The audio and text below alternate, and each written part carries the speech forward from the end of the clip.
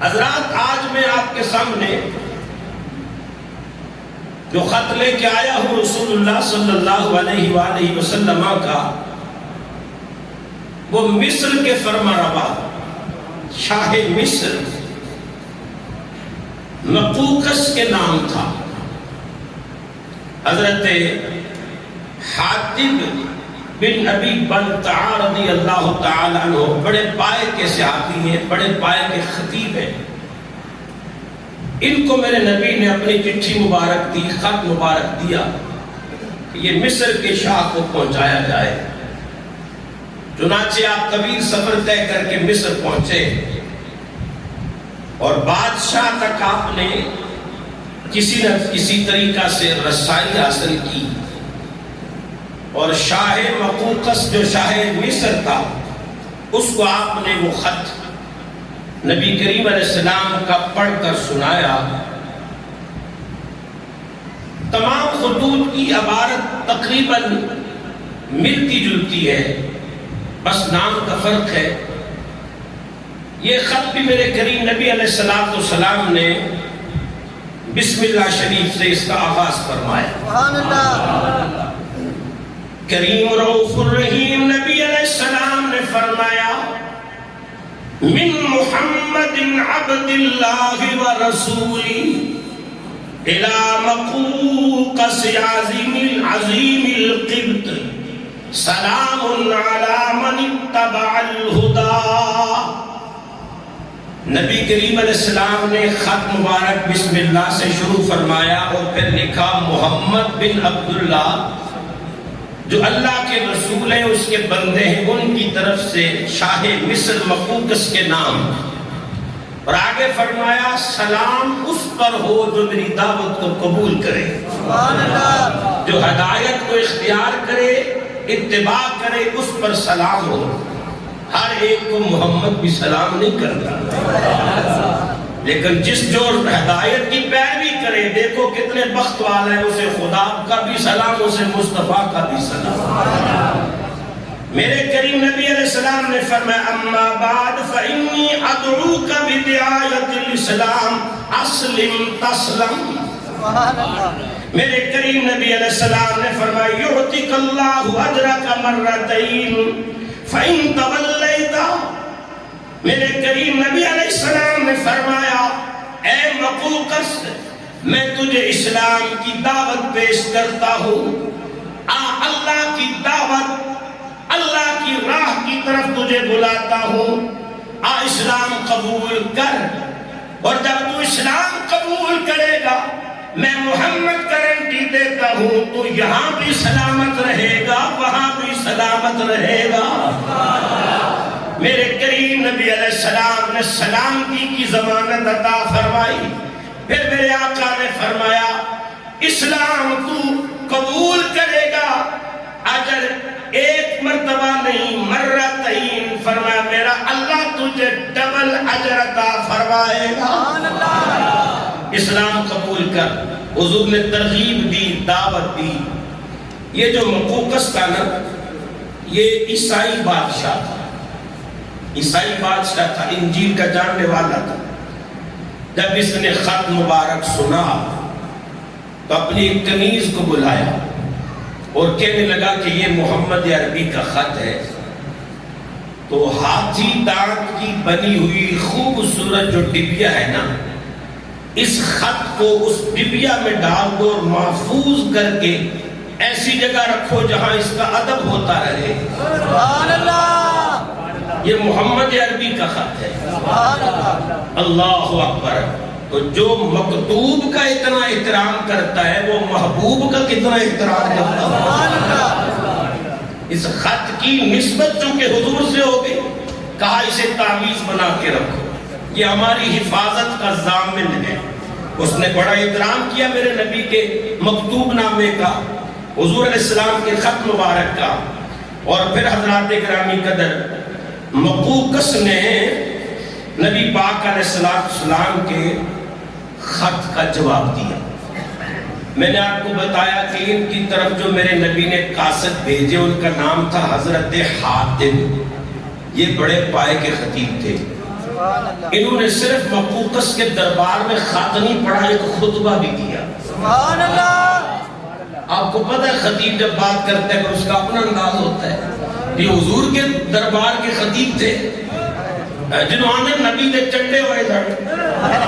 حضرت حاتم نے خطبہ دیا مصر کے بادشاہ کے دربار میں کھڑے ہو گئے. کوئی اتھے سبحان اللہ کہہ دلا نہیں، ماشاءاللہ کہہ دلا نہیں، نعت پڑھنے والا بھی نہیں، نعرہ لان والا بھی نہیں. سارا تیار ہی بیگانہ ہے، پر نبی کا غلام کھڑا ہے. سبحان اللہ. اور بادشاہ کی آنکھوں میں آنکھیں ڈال کے جناب حاتم کہنے لگے اے حاتم یہ مصر ہے، تو ذرا پیچھے تاریخ یاد کر، اپنے دماغ پہ بوجھ ڈال، تجھے پتہ چلے اسی مصر میں تجھ سے پہلے اس تخت پر ایک وہ بھی آیا تھا جس نے اعلان کیا تھا انا ربکم الاعلی، میں سب سے بڑا رب ہوں. اشارہ فرعون کی طرف تھا. اور یہ جو اب مصر کا بادشاہ ہے نا، یہ بھی اسی کی لڑی میں سے ہے. قبطی ہے، یہ قبطی. کہا تو بھی قبطی ہے، وہ بھی قبطی تھا. اس نے آ کر اس تخت پہ بیٹھ کے اعلان کیا تھا میں رب ہوں، مجھے سجدہ کرو. وہ فرعون زمانہ پھر دیکھ لے اس کا حشر کیا ہوا، نشر کیا ہوا، دنیا کے لیے عبرت بن گیا. اے شاہ مقوقس، میں مصطفیٰ کا غلام تیری بارگاہ میں آیا ہوں، پیغام حق لے کے آیا ہوں. آج جس طرح فرعون نشان عبرت بن گیا ہے، تجھے نشان عبرت نہیں بننا چاہیے. محمد عربی کا کلمہ پڑھ لے، دنیا تیرے کلمے پڑھے گی. کیا مطلب؟ تو محمد کے کلمے پڑھ، دنیا تیرے گن گائے گی. یاد رکھا جائے گا، تیری نیک نامی ہمیشہ باقی رہے گی. حضور کی غلامی کا پٹا گلے میں ڈال لے. اللہ اکبر. اچھا، آپ نے بڑا عالی شان خطبہ دیا اور دربار میں بیٹھے ہوئے لوگ لرزہ پر اندام تھے. گفتگو ایسی تھی. اس نے کہا کہ میرا ایک سوال ہے. کہا کیا سوال ہے؟ کہا سوال یہ ہے کہ تم کہتے کہ وہ نبی ہیں اور پھر تم ہی نے بتایا کہ ان کو ان کے ملک والوں نے ستایا، ان پر پتھر برسائے، مکے کی سرزمین ان پر تنگ کر دی، مکے میں جینا ان پر مشکل کر دیا، طائف میں ان کو زخمی کیا گیا. تو اگر وہ نبی ہیں تو انہوں نے اس قوم کے حق میں جو انہیں ستا رہی تھی بد دعا کیوں نہیں کی؟ پیغمبر سے بد دعا کرتے قوم ہلاک ہو جاتی. مقوقس کا خیال تھا کہ میں سوال ایسا کروں گا کہ یہ جواب نہیں دے پائے گا، اور اسے نہیں پتا تھا کہ یہ محمد عربی کے پڑھائے ہوئے لوگ ہیں. جناب نے جس وقت سوال سنا تو فرمایا مقوقس میں تیرے سوال کا جواب بعد میں دوں گا. تو جناب عیسیٰ علیہ السلام کا پیروکار ہے، میں تیرے سامنے ایک سوال رکھتا ہوں، پہلے تو جواب دے پھر میں جواب دیتا ہوں. اس نے کہا پوچھ. کیا پوچھتا ہے؟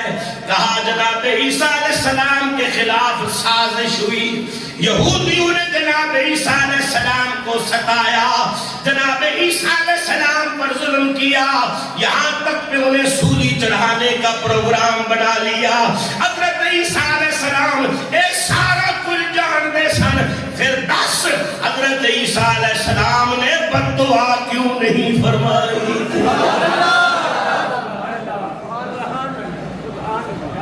وہ حقا بکا رہے.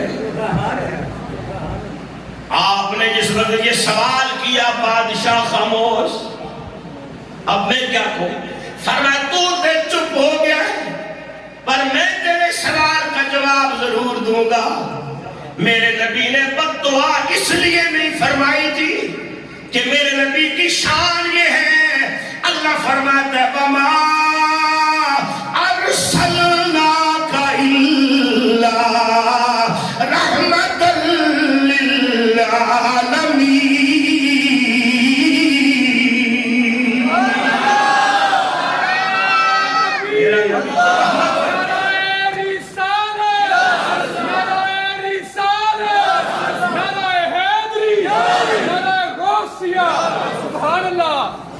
وہ تو رحمت للعالمین بن کے آئے ہیں، وہ بد دعائیں دینے نہیں آئے ہیں، دشمنوں کو بھی دعائیں دینے کے لیے آئے ہیں۔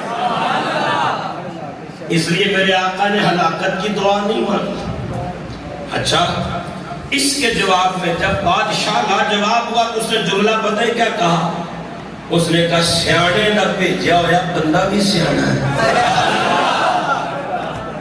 جملہ تو دوسرا ہے، اس نے کہا حکیم، تو مجھے حکیم لگتا ہے، اور جس نے تجھے بھیجا ہے تیرے بھیجنے والا بھی بڑا حکیم ہے، بڑا دانا لگتا ہے، تیرے بھیجنے والا بھی بڑا دانا ہے۔ حضرات گرامی قدر، مقوقس نے میرے نبی کے خط کا جواب دیا کہ شاہ مصر کی طرف سے محمد ابن عبداللہ کو ملے جو اللہ کے رسول ہے، اس کے نبی ہیں۔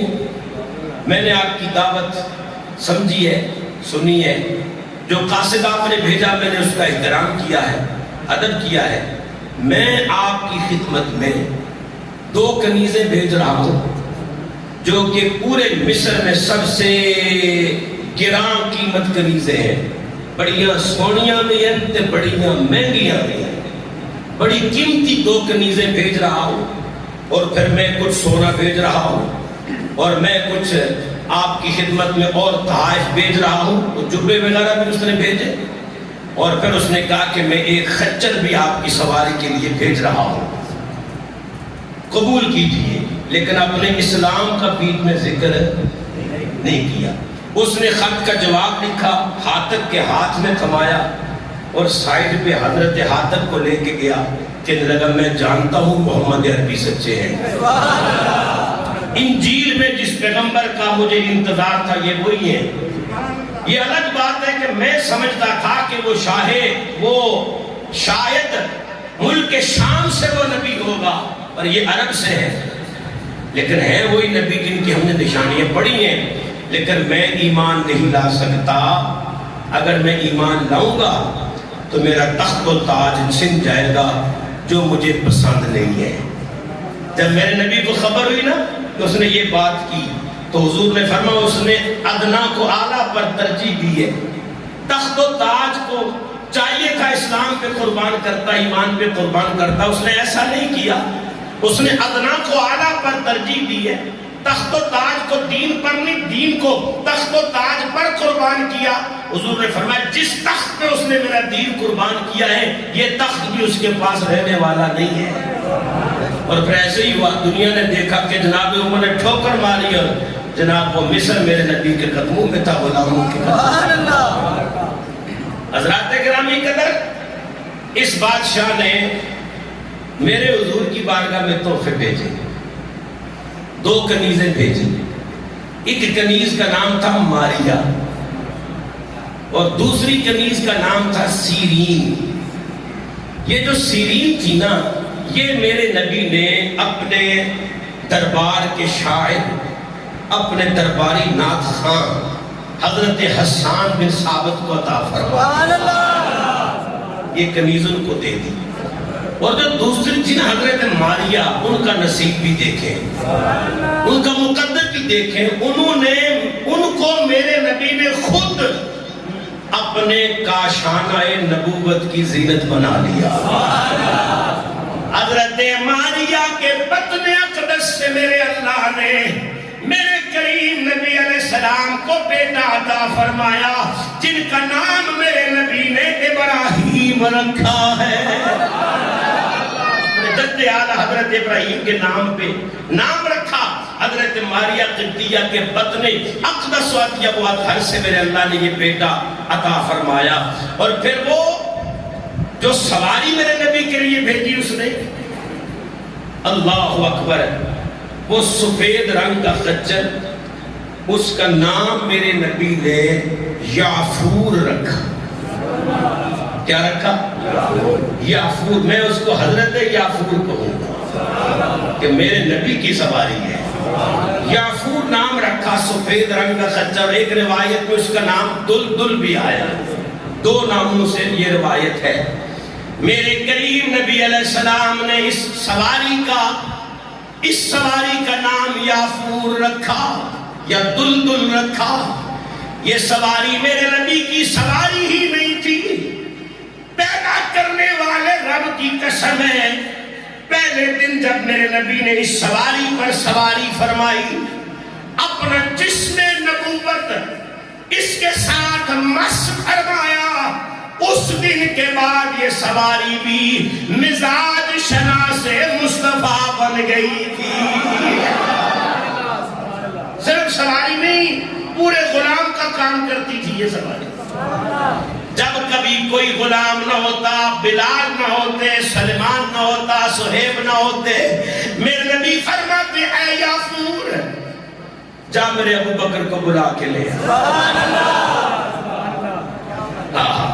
ہے خچر پر بخت دیکھو یار. فرمایا یافور میرے ابو بکر کو بلا کے لے آؤ. جناب یافور میرے کریم نبی علیہ السلام کا حکم سنتے، سماعت کرتے، پھر آہستہ آہستہ چلتے، دروازہ ابو بکر پہ آتے، اپنے منہ مبارک سے جناب صدیق پاک کا دروازہ کھٹکھٹاتے، صدیق پاک دروازہ کھولتے، سامنے یافور کھڑا ہوتا، سمجھ جاتے مجھے رب کے حبیب نے بلایا ہے. حضور ان سے پورا پورا کام لیتے ہیں، اور جو اشارہ میرے آقا فرماتے یافور وہی کام کرتے ہیں. تو یہ شاہ مقوقس نے نذرانے بھی بھیجے، تحفے بھی بھیجے، محبت کا بھی اظہار کیا، لیکن اسلام قبول نہیں کیا. یوں سمجھیے یہ اس کی بد نصیبی تھی جس کے تحفوں کی حضور نے اتنی قدر کی ہے. اگر وہ اسلام بھی قبول کر لیتا تو اس کا کتنا بڑا مقام ہوتا میرے نبی کی نگاہ میں. حضرات